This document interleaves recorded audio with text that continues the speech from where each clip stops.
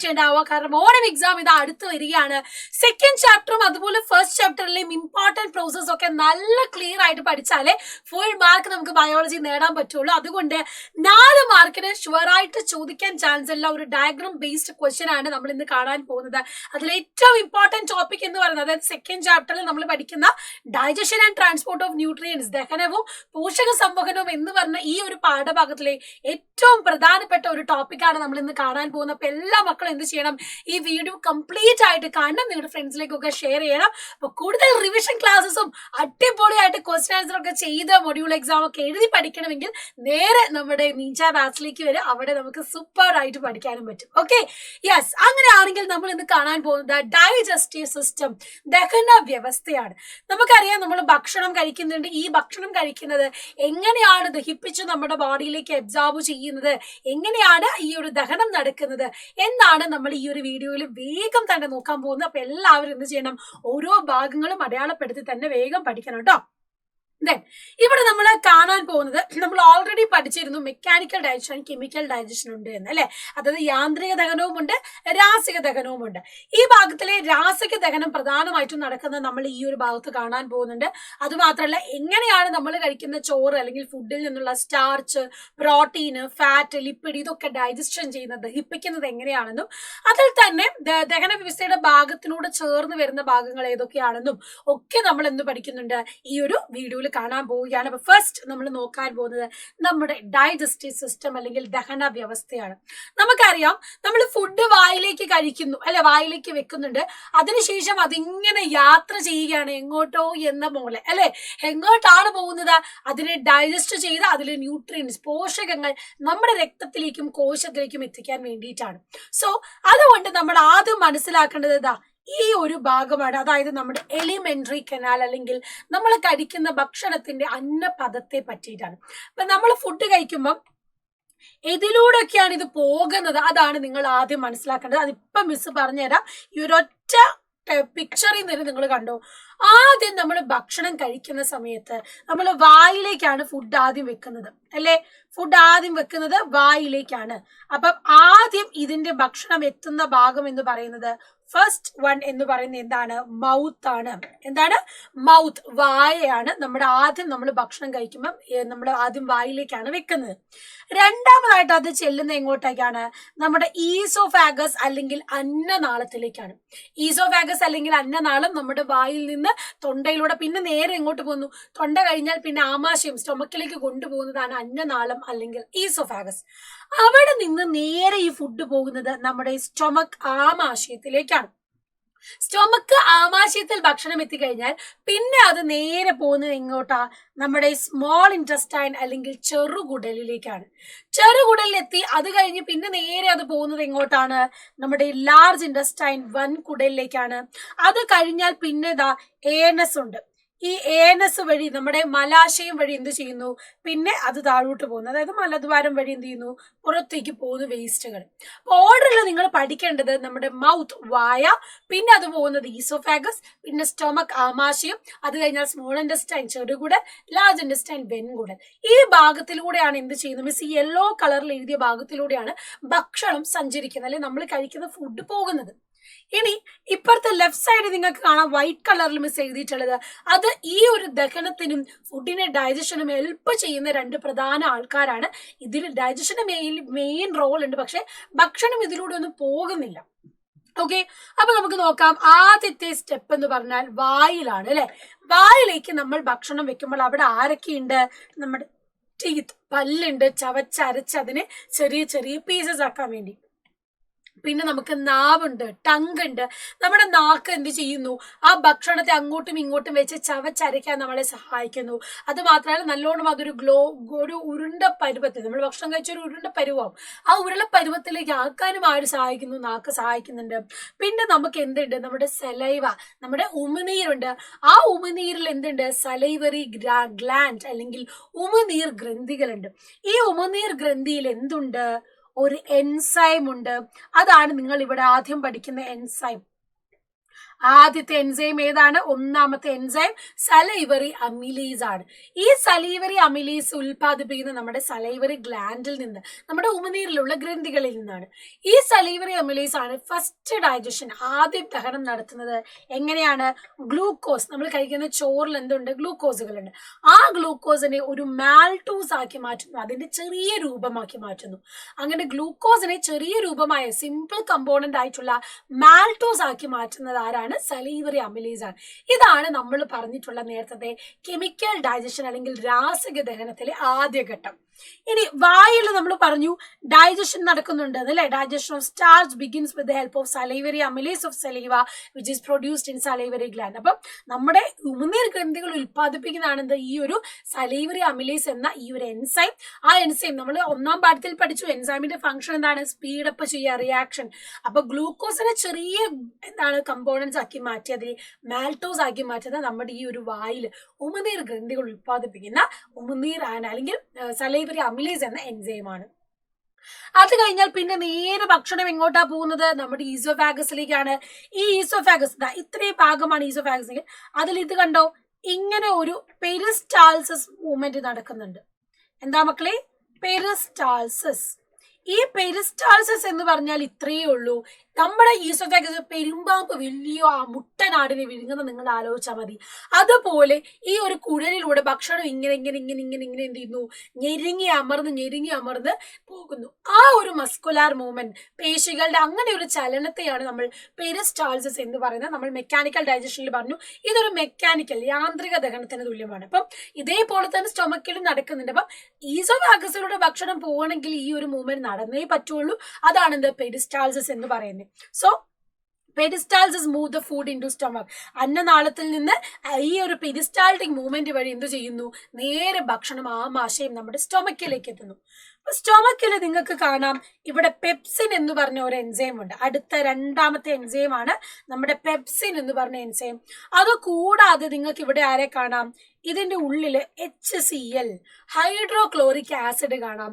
അതുമാത്രമല്ല ഈ വോൾ ഉണ്ടല്ലോ, ആമാശയ ഭിത്തി മ്യൂക്കസ് അല്ലെങ്കിൽ ശ്ലേഷ്മം കൊണ്ട് പൊതിഞ്ഞിട്ടുമുണ്ട്.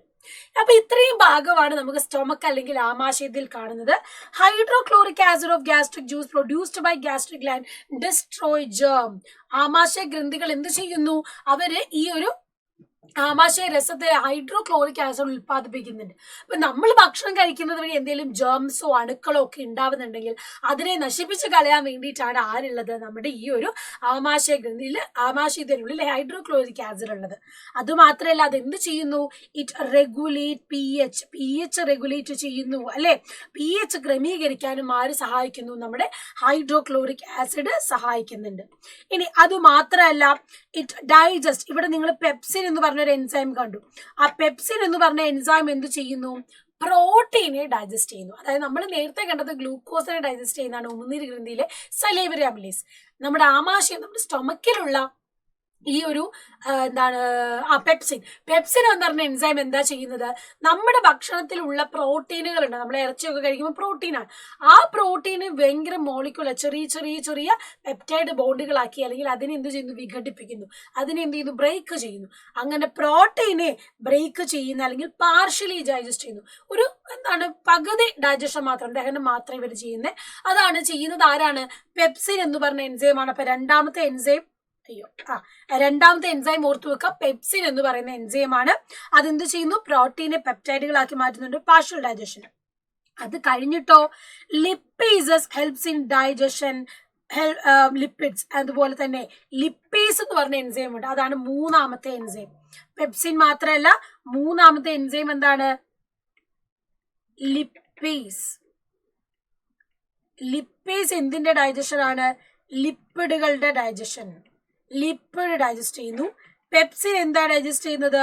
പ്രോട്ടീന്റെ ഡൈജഷൻ ആണ്. ഓക്കെ, PPL എന്ന് ഓർത്തുള്ള പ്രോട്ടീൻ ഡൈജഷനിൽ പെപ്സിനും ലിപ്പിഡിന്റെ ഡൈജഷന് വേണ്ടിയിട്ട് ആരുമാണ് ലിപ്പേസ് എന്ന് പറഞ്ഞ എൻസൈമാണ്. അപ്പൊ ലിപ്പേസുകൾ കൊഴുപ്പിന്റെ ദഹനത്തെ, കൊഴുപ്പ് അല്ലെങ്കിൽ ലിപ്പിഡുകളെ ദഹിപ്പിക്കുന്നു. അതുപോലെ തന്നെ ഇവിടെ മറ്റൊരു കാര്യം ഞാൻ പറഞ്ഞു, മ്യൂക്കസ്, ശ്ലേഷ്മമുണ്ട് അല്ലെ. It protect the stomach wall from action of digestive juices. ഈ ആമാശയത്തിനുള്ളിൽ ഡൈജസ്റ്റീവ് ജ്യൂസുകൾ, ആമാശയ രസമുണ്ട്. ആ രസം പ്രൊഡ്യൂസ് ചെയ്യുന്ന ഹൈഡ്രോക്ലോറിക് ആസിഡിന്റെ ആക്ഷനും മറ്റ് റിയാക്ഷനൊന്നും സ്റ്റൊമക്കിന്റെ വാളിനെ ബാധിക്കാതിരിക്കാൻ അവിടെ എന്തുണ്ട്, മ്യൂക്കസ് വാൾ ലെയറുകളുണ്ട് അല്ലെ. ശ്ലേഷ്മത്തെ കൊണ്ട് പൊതിഞ്ഞിട്ടാണ് ആമാശയ ഭിത്തിയുള്ളത്. ഇതാണ് നമ്മുടെ സ്റ്റൊമക്കിൽ നടക്കുന്നത്. പിന്നെ ഇവരെ സഹായിക്കാനായിട്ട് അല്ലെങ്കിൽ ദഹനത്തിന് ഹെൽപ്പ് ചെയ്യുന്ന ഒരു പ്രധാന ആളാണ് ആര്, നമ്മുടെ ലിവർ എന്ന് പറയുന്നത്. കരൾ ഇത്രയേ ചെയ്യുന്നുള്ളൂ, പ്രൊഡ്യൂസ് ബൈൽ ആൻഡ് സ്റ്റോർ. പിത്തരസം ഉൽപ്പാദിപ്പിച്ച പിത്താശയത്തിൽ സംഭരിക്കുന്നു. എവിടെ, ഗോൾ ബ്ലാഡറിൽ. അതായത് ഈ ഒരു ലിവറിൽ എന്തുണ്ട്, പിത്തരസമുണ്ട്.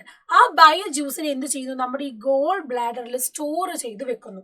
എന്തിനു വേണ്ടിയിട്ടാ, enzymes are absent in bile. It reaches the duodenum and converts fat into small particles and regulates pH. എന്താ ഇവിടെ ചെയ്യുന്നത്, പിത്തരസത്തിൽ എൻസൈമുകളില്ല, പക്ഷേ ഇത് പക്വാശയത്തിലെത്തി കൊഴുപ്പിനെ ചെറു കണികകളാക്കി മാറ്റുന്നു. നമ്മുടെ കരൾ എന്തു ചെയ്യുന്നു, ഈ പറയുന്ന ലിപ്പിഡിനെ ബ്രേക്ക് ചെയ്യുന്നു. ഓക്കെ, നമ്മുടെ കൊഴുപ്പിനെ ദഹിപ്പിക്കാനുള്ള എൻസൈമുകൾ എന്താണ് ഇവിടെ ഇല്ല, പക്ഷെ ഇവരെന്ത് ചെയ്യുന്നു, ബൈലിൽ അത് കൊടുത്ത് നമ്മുടെ ആമാശയത്തിലെ ചെറുകുടലിലേക്ക് കൊണ്ടെത്തിക്കുന്നു. അപ്പൊ ഈ കരൾ ഉൽപ്പാദിപ്പിക്കുന്ന ബൈൽ ജ്യൂസുകളുണ്ട്. ആ ബൈൽ ജ്യൂസ് ഗോൾ ബ്ലാഡറിൽ സ്റ്റോർ ചെയ്യും. എന്നിട്ട് ആ ഗോൾ ബ്ലാഡറിൽ നിന്ന് എങ്ങോട്ട് പോകും, നമ്മുടെ സ്മോൾ ഇൻറ്റസ്റ്റൈൻ, ചെറുകുടലിലേക്ക് പോകും. അത് മാത്രമല്ല, it reaches the duodenum and converts fat into small particles and regulate pH. അതായത് ആമാശയത്തിൽ നിന്ന് വരുന്ന എന്താണ്, അസിഡിക് ആയിട്ടുള്ള ഫുഡാണ് അല്ലെ. HCl കലർന്ന അസിഡിക് ആയിട്ടുള്ള ഭക്ഷണമാണ്. അത് ചെറുകുടൽ എത്തുമ്പോൾ അതിന്റെ pH വീണ്ടും മാറ്റി ഒരു ന്യൂട്രൽ ആക്കണം, ഒരു ആൽക്കലൈൻ pH ആക്കി മാറ്റണം. അപ്പൊ അതിന് വേണ്ടിയിട്ട് ബൈൽ ജ്യൂസ് എന്ത് ചെയ്യുന്നു, പ്രൊഡ്യൂസ് ചെയ്യുന്നു. അത് മാത്രമല്ല, ബൈൽ ജ്യൂസ് എന്ത് ചെയ്യുന്നു, കൊഴുപ്പിനെ ദഹിപ്പിക്കാൻ വേണ്ടി സഹായിക്കുന്നു, അല്ലെങ്കിൽ എന്താണ്, നമ്മുടെ ലിപ്പിഡിനെ ദഹിപ്പിക്കാൻ വേണ്ടിയിട്ട് സഹായിക്കുന്നു. പക്ഷെ ദഹനം നടക്കണമെങ്കിൽ അത് എവിടെ എത്തണം, സ്മോൾ ഇൻറ്റസ്റ്റൈൻ, നമ്മുടെ ചെറുകുടലിൽ എത്തണം. അതേപോലെ തന്നെ ദഹനത്തെ സഹായിക്കുന്ന മറ്റൊരു ഭാഗമാണിത്, നമ്മുടെ പാൻക്രിയാസ് എന്ന് പറയുന്നത്. പാൻക്രിയാസ് എന്താണ്, വെറുതെ നിൽക്കല്ല, കരളിനെ പോലെ ഭക്ഷണം ഇവിടെ ഒന്നും പോകുന്നില്ല, പക്ഷെ ഇവരെ ഹെൽപ്പ് ചെയ്യാണ്. എന്താ ചെയ്യുന്നത്, produce pancreatic juice, reaches the duodenum, helps digestion. Pancreas ഒരു പാൻക്രിയാറ്റിക് ജ്യൂസ് അല്ലെങ്കിൽ എന്ത് ചെയ്യുന്നു, പാൻക്രിയാറ്റിക് ജ്യൂസ് ഉൽപ്പാദിപ്പിക്കുന്നുണ്ട്. അവിടെ ആരുണ്ട്, നമ്മുടെ നാലാമത്തെ എൻസൈമായ പാൻക്രിയാറ്റിക് അമിലേസ് ഉണ്ട്. ഈ പാൻക്രിയാറ്റിക് അമിലേസ് എന്തു ചെയ്യുന്നു, അന്നജത്തെ ഭാഗികമായി ഡൈജസ്റ്റ് ചെയ്യുന്നു, അല്ലെങ്കിൽ partially digest the starch. Pancreatic ജ്യൂസിലുള്ള പാൻക്രിയാറ്റിക് അമിലേസ്, നേരത്തെ നമ്മൾ പറഞ്ഞ സലൈവറി ഗ്ലാൻഡ് ഉൽപ്പാദിപ്പിക്കുന്ന സലൈവറി അമിലേസ് ആയിരുന്നു. ഇവിടെ പാൻക്രിയാസ് ഉൽപ്പാദിപ്പിക്കുന്നതുകൊണ്ട് നമ്മൾ അതിനെ പാൻക്രിയാറ്റിക് അമിലേസ് എന്ന് പറയുന്നു. ഈ എൻസൈം എന്ത് ചെയ്യുന്നു, വീണ്ടും ബാക്കിയുള്ള സ്റ്റാർച്ചിനെ ഡൈജസ്റ്റ് ചെയ്യുന്നു. അങ്ങനെ അന്നജത്തെ ഭാഗികമായി ദഹിപ്പിക്കുന്നു. അത് കഴിഞ്ഞിട്ടോ ട്രിപ്സിൻ എന്ന് പറഞ്ഞ എൻസൈം, അഞ്ചാമത്തെ എൻസൈം ആണെന്ത്, നമ്മുടെ ട്രിപ്സിൻ. ഈ ട്രിപ്സിൻ എന്ന് പറഞ്ഞ എൻസൈം എന്ത് ചെയ്യുന്നു, വീണ്ടും പ്രോട്ടീനെ ഡൈജസ്റ്റ് ചെയ്യുന്നു. പാൻക്രിയാറ്റിക് ജ്യൂസിലുള്ള ട്രിപ്സിൻ എന്ത് ചെയ്യുന്നു, വീണ്ടും പ്രോട്ടീൻ ഡൈജഷൻ നടത്തുന്നു. പിന്നെ ലിപ്പേസസ് ഉണ്ട്, അത് completely digest the lipid into fatty acid and glycerol. ലിപ്പേസുകൾ എന്ന് പറയുന്നത് എന്താണ്, വീണ്ടും ബാക്കിയുള്ള കൊഴുപ്പിനെയും കൂടെ ദഹിപ്പിക്കുന്നു. അപ്പൊ ആദ്യം എന്താണ്, ഭാഗികമായ ദഹനമാണ്. പിന്നീട് കംപ്ലീറ്റ് ആയിട്ട് ദഹിപ്പിക്കാൻ വേണ്ടിയിട്ടാണ് പാൻക്രിയാറ്റിക് ജ്യൂസും കൂടെ സ്മോൾ ഇൻറ്റസ്റ്റൈൻ, ചെറുകുടലിലേക്ക് പോകുന്നത്. അവിടെ ചെന്ന് കഴിയുമ്പോൾ എന്ത് ചെയ്യുന്നു, ഇവർ വീണ്ടും ബാക്കിയുള്ള ദഹനം ആരംഭിക്കുന്നു. അങ്ങനെ എന്ത് ചെയ്യുന്നു, ദഹിപ്പിച്ച് ഫാറ്റി ആസിഡും ഗ്ലിസറോളും ആക്കി മാറ്റുന്നു. എന്താ ഇവിടെ ചെയ്യുന്നത്, നമ്മുടെ ലിപ്പിഡിനെ ഫാറ്റി ആസിഡും ഗ്ലിസറോളും ആക്കി മാറ്റുന്നു അല്ലേ. യെസ്, അപ്പം കൊഴുപ്പിനെ ഫാറ്റി ആസിഡും ഗ്ലിസറോളും ആക്കി മാറ്റുന്നു. ആരാ അങ്ങനെ മാറ്റുന്നത് ആരാണ്, ലിപ്പേസ് എന്ന് പറഞ്ഞ എൻസൈം. അപ്പം പാങ്ക്രിയാറ്റിക് ജ്യൂസ് ലിപ്പേസ് ഉൽപ്പാദിപ്പിക്കുന്നുണ്ട്, ട്രിപ്സിൻ ഉൽപ്പാദിപ്പിക്കുന്നുണ്ട്, പാങ്ക്രിയാറ്റിക് അമിലേസ് ഉൽപ്പാദിപ്പിക്കുന്നുണ്ട്. പാങ്ക്രിയാറ്റിക് അമിലേസ് സ്റ്റാർച്ചിനെയാണ് ദഹിപ്പിക്കുന്നത്, അല്ലെങ്കിൽ അന്നജത്തെയാണ് ദഹിപ്പിക്കുന്നത്. നമ്മുടെ രണ്ടാമത്തേതായി ട്രിപ്സിൻ എന്താ, പ്രോട്ടീനെ ദഹിപ്പിക്കുന്നു. ലിപ്പേസ് എന്ത് ചെയ്യുന്നു, മൂന്നാമതായിട്ടുള്ള കൊഴുപ്പിനെ ദഹിപ്പിക്കുന്നു. അപ്പൊ ഇത്രയും കാര്യങ്ങളാണ് പാങ്ക്രിയാസ് ഉൽപ്പാദിപ്പിക്കുന്ന പാങ്ക്രിയാറ്റിക് ജ്യൂസ് ചെയ്യുന്നത്. ഇതാണ് നമ്മൾ പറഞ്ഞ പക്വാശയം. ഈ ഡിയോഡിനം പക്വാശയത്തിലേക്കാണ് പാങ്ക്രിയാറ്റിക് ജ്യൂസും ബൈൽ ജ്യൂസും എത്തുന്നത്. അവിടെയാണ് ബാക്കിയുള്ള ദഹനങ്ങൾ നടക്കുന്നത്. അങ്ങനെ അത് ജജനം വഴി ഇലിയം വഴി പോകുന്നു. കാരണം സ്മോൾ ഇൻറ്റസ്റ്റൈൻ്റെ 3 ഭാഗങ്ങളാണ് നിങ്ങൾ ഇവിടെ കാണുന്നത്, ഡിയോഡിനം, ജജനം, ഇലിയം. അങ്ങനെ എന്താ സംഭവിക്കുന്നത്, ഈ digestive juices produce by liver and pancreas reach the small intestine. നമ്മൾ പറഞ്ഞ കരളും പാങ്ക്രിയാസും ഉൽപ്പാദിപ്പിച്ചിട്ടുള്ള ദഹനരസങ്ങൾ എവിടെ എത്തുന്നു, നമ്മുടെ ഈ ഒരു സ്മോൾ ഇൻറ്റസ്റ്റൈൻ ചെറുകുടലിൽ എത്തുന്നു. അവിടെ വെച്ചിട്ട് എന്താണ്, പലതരത്തിലുള്ള എൻസൈമുകളുണ്ട്. കാർബോഹൈഡ്രേറ്റ്സും പ്രോട്ടീസസും ലിപ്പേസസും എല്ലാം കൂടെ ചേർന്നിട്ട് കംപ്ലീറ്റ് ദഹനം അവിടെ പൂർത്തിയാകുന്നു. അതായത് ബാക്കിയുള്ള അന്നജത്തെ ദഹിപ്പിക്കുന്നു, പ്രോട്ടീനെ ദഹിപ്പിക്കുന്നു, ലിപ്പേസ് കൊഴുപ്പിന് ലിപ്പിഡുകളെ ദഹിപ്പിക്കുന്നു. അങ്ങനെ എന്ത് ചെയ്യുന്നു, ഡിഫറെന്റ് കമ്പോണൻസ് എന്ത് ചെയ്യുന്നു, convert complex carbohydrate into simple component like glucose, fructose, galactose. അങ്ങനെ ഗ്ലൂക്കോസിനെ എന്താക്കി മാറ്റുന്നു, ചെറിയ ചെറിയ കണികകളാക്കുന്നു. അതായത് വലിയ അന്നജത്തെ ഒക്കെ എന്താക്കുന്നു, ഗ്ലൂക്കോസും ഫ്രക്ടോസും ഗാലക്ടോസും ഒക്കെ ആക്കി മാറ്റുന്നു. അതേപോലെ തന്നെ നമ്മുടെ പ്രോട്ടീനും എന്ത് ചെയ്യുന്നു, protease convert protein into amino acid. Protease എന്ന് പറഞ്ഞ എൻസൈം പ്രോട്ടീനുകളെ അവരുടെ ചെറിയ യൂണിറ്റായ അമിനോ ആസിഡുകളാക്കി മാറ്റുന്നു. പിന്നെ വിറ്റാമിൻസും വാട്ടറും ലഘു പോഷക ഘടകങ്ങളും ഇതെല്ലാം എന്ത് ചെയ്യുന്നു, നമ്മുടെ ചെറുകുടലിൽ വെച്ചിട്ടാണ് ആഗിരണം നടക്കുന്നത്. സ്മോൾ ഇൻറ്റസ്റ്റൈൻ ആണ് ഇവിടെ അബ്സോർബ് ചെയ്യുന്നത്. And it takes place in small intestine. ചെറുകുടലിൽ വെച്ചിട്ടാണ് ആ കംപ്ലീറ്റ് ഡൈജഷൻ എന്ത് ചെയ്യുന്നത്, തീരുന്നത്, ദഹനം പൂർത്തിയാവുന്നത് സ്മോൾ ഇൻറ്റസ്റ്റൈനിൽ വെച്ചിട്ടാണ്. ഇവിടെ നിന്ന് നമ്മുടെ വില്ലസുകൾ എന്ന് പറഞ്ഞ ചെറിയ ഭാഗമുണ്ട്, അതുവഴിയാണ് എന്ത് ചെയ്യുന്നത്, രക്തത്തിലേക്ക് ഈ പോഷകങ്ങളെ ന്യൂട്രിയൻസിനെയൊക്കെ അബ്സോർബ് ചെയ്യുന്നത്. അപ്പൊ വില്ലസിനെ പറ്റി നമ്മൾ അടുത്ത ഭാഗം പഠിക്കും.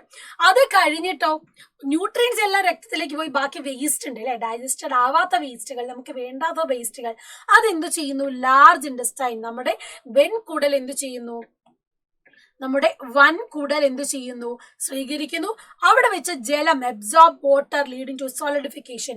അതായത് ജലം ബാക്കിയുണ്ടെങ്കിൽ അതിനെയും കൂടെ അബ്സോർബ് ചെയ്തിട്ട് എന്ത് ചെയ്യുന്നു, ആ വേസ്റ്റിനെ ഒന്ന് സോളിഡിഫൈ ചെയ്യുന്നു, ഒന്ന് ഖരരൂപത്തിലേക്ക് ആക്കി മാറ്റുന്നു.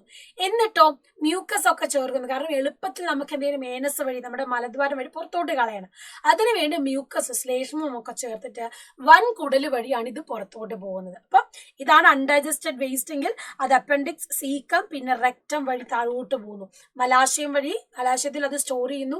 എന്നിട്ട് ആവശ്യമുള്ളപ്പോൾ മലദ്വാരം വഴി ഏനസ് വഴി ഇത് പുറത്തോട്ട് പോകുന്നു. ലാർജ് ഇൻറ്റസ്റ്റൈൻ എന്ന് പറഞ്ഞാൽ അൺഡൈജസ്റ്റഡ് ഫുഡ് സബ്സ്റ്റൻസ് ആണ് ഇവിടെ എത്തുന്നത്. ദഹന വിധേയമാകാത്ത ഭക്ഷണമാണ് വൻകുടലിൽ എത്തുന്നത്.